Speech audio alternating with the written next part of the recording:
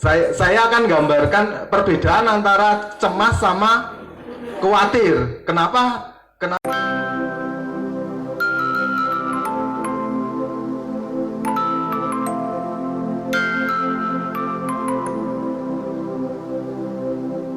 Selamat sore kawan kopi. Kita akan mulai acara hari ini. Saya menyapa kawan kopi ya, karena ini acaranya temen ngopi. Temen akan enak ditemani dengan kawan. Ya, dan terima kasih sekali menghadiri undangan kami.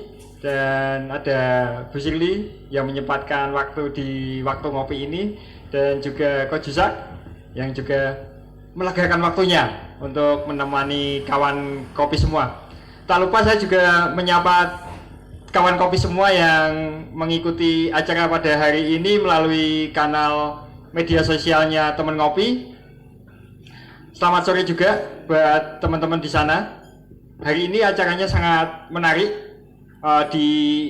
Ini adalah event ketujuh kami, dan hari ini kami mengangkat mengenai kondisi yang terjadi hari ini. Di masa pandemi ini, ada yang merasa cemas dengan kesehatannya. Jadi saking cemasnya kadang mereka jadi parno kalau bisa anaknya dilaminating atau dibungkus. Demikian pula ada yang khawatir dengan kondisi perekonomiannya. Jadi ada hal-hal lain yang lebih penting di hidupnya tapi diabaikan, lebih memburu materi karena kekhawatirannya.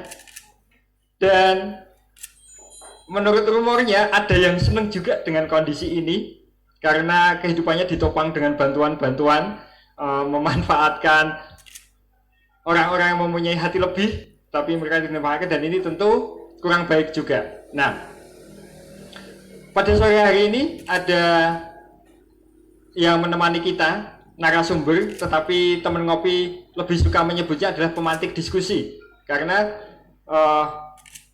yang hadir pada hari ini boleh mengungkapkan opininya, boleh mengungkapkan apa yang dipikirkan dan dirasakan tanpa harus takut didebat atau benar atau salah. Kita akan ngobrol dengan suasana ngopi sesuai idealisme teman ngopi, memberi ruang bicara. Jadi ayo, nanti yang di sini semuanya berbicara, mengungkapkan apa yang dirasakan dan dipikirkan. Nah, untuk pemantik diskusi nanti ada teman ngopi ini menyebutnya Coach Yusak. Beliau Bapak Elia Yusak,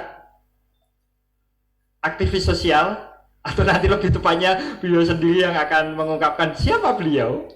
Dan yang kedua adalah Ibu Sirli Angelin Kusuma, itu psikolog anak klinis dan co-foundernya dari Rumah Pemulihan Evata. Nah, untuk memimpin acara, untuk menemani kawan kopi semua, baik yang ada di tempat ini maupun yang di kanal media sosial, nanti akan ditemani, dibimbing oleh rekan saya yang super duper ya, idealismenya, atraktifnya luar biasa, Mas Wahyu UU. Waktu dan tempat silakan untuk mulai acara ini. Oke, terima kasih Mas Abram. Nah, acara pada sore hari ini teman ngopi berada di Kopi Kualik, Greenleaf. Nanti lokasinya bisa cek di media-media kami. Jadi di sini hidangannya adalah sajian kopi kualik dan bakwan kawi. Kita tidak usah bicara rasa karena rasa memang sudah tidak bisa dibohongi, ya pasti enak. Teman ngopi merupakan bagian dari ruang bicara masyarakat, di mana masyarakat bisa beropini, membagikan gagasan, membagikan ide. Teman ngopi bukan debat, jadi tidak ada benar tidak ada salah di sini. Semuanya punya kapasitas bicara yang sama.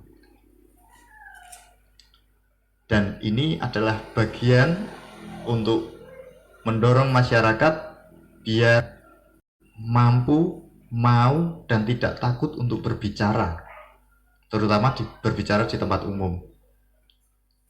Nah, walaupun sekarang kita berbicara di tempat umum masih dibatasi, tapi teman ngopi juga tetap menjaga itu.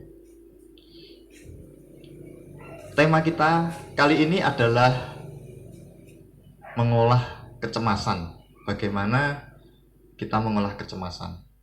Bagaimana kecemasan itu muncul? COVID-19 itu merupakan bagian dari ancaman. Kita merasa terancam dengan adanya COVID. Kita melihat orang sebelah yang kita bayangkan, COVID enggak ya? Gitu.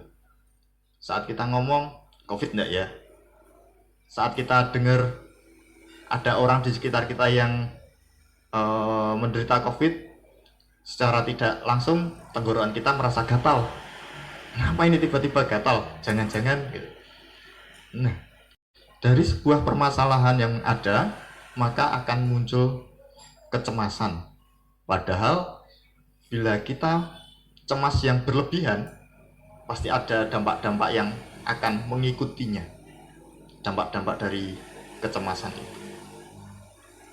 Oke, selamat sore. Di teman ngopi sore ini kita akan berbicara bagaimana kita mengelola kecemasan itu agar tidak berlebihan. Agar tidak berlebih, syukur-syukur kita bisa di kondisi yang seperti ini menjadi semakin tenang, semakin waspada, karena saat ini yang bisa menjaga kita lepas dari COVID ya kita sendiri. Bagaimana kita waspada terhadap lingkungan kita, bagaimana kita waspada terhadap COVID.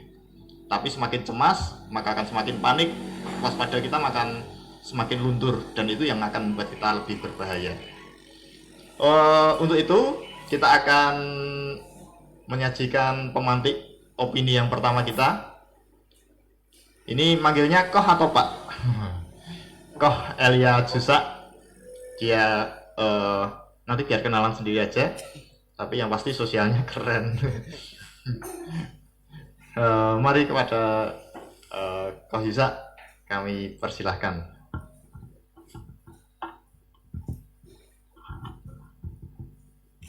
Sore semuanya.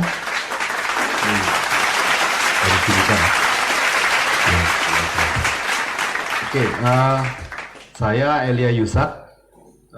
Koh, kalau itu Mas saya Koh. Jadi hak patennya saya Koh. Sama Mas Nugi. Kami sama-sama bergerak di pengembangan masyarakat dengan teman-teman di Transformer Plus. Terus kemudian juga dengan komunitas-komunitas di Salatiga dan di beberapa kota di Indonesia. Nah, soal kecemasan ini sebenarnya kalau boleh mengaku secara jujur, saya bukan praktisi yang cemas. Jadi setelah saya bicara mungkin Anda akan cemas. Bukan Anda dapat solusinya, malah justru cemas karena saya bukan praktisinya. Tetapi saya senang ketika judulnya diberikan adalah mengelola kecemasan. Itu membuat saya harus membuka banyak buku, terus mengingat-ingat perjalanan saya yang kebetulan bersentuhan dengan teman-teman atau masyarakat atau orang-orang lain yang kebetulan mengalami hal-hal yang berkaitan dengan kecemasan mereka. Nah, waktu saya berpikir tentang mengelola kecemasan, saya senangnya gini. Ternyata kecemasan itu tidak bisa hilang. Jadi bukan dikatakan hal mengatasi kecemasan. Ternyata kecemasan tidak bisa diatasi. Yang bisa memang benar. Jadi dikatakan mengelola, yang bisa memang hanya kita kelola kecemasan itu. Kecemasan, kalau bicara soal kecemasan, kadang yang muncul tuh gini, bedanya kecemasan sama kekhawatiran. Sama enggak? antara cemas sama khawatir gitu. Waktu saya pelajari dari beberapa referensi, kata cemas itu dari bahasa Yunani anisitia. Anisitia itu yang bentuknya kayak gini. Saya minta, ya biasa wong trainer ya. dua orang temen ngopi. Ben mlebu nganu ketok dua orang. Kawan.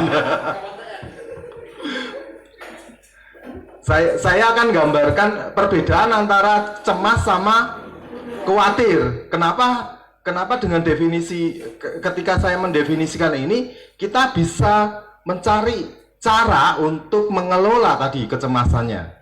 Jadi cemas itu, kecemasan itu gambarannya kayak gini. Ini saya, boleh dipegang ya. Pamit sih, Mas Heri pamit. Lalu sama Bram. Nah, cemas itu ternyata tarik menarik. Ini ditarik sana, ditarik sini. Nah, ini menimbulkan dua situasi. Yang pertama ketidakpastian. Yang kedua jelas tidak nyaman.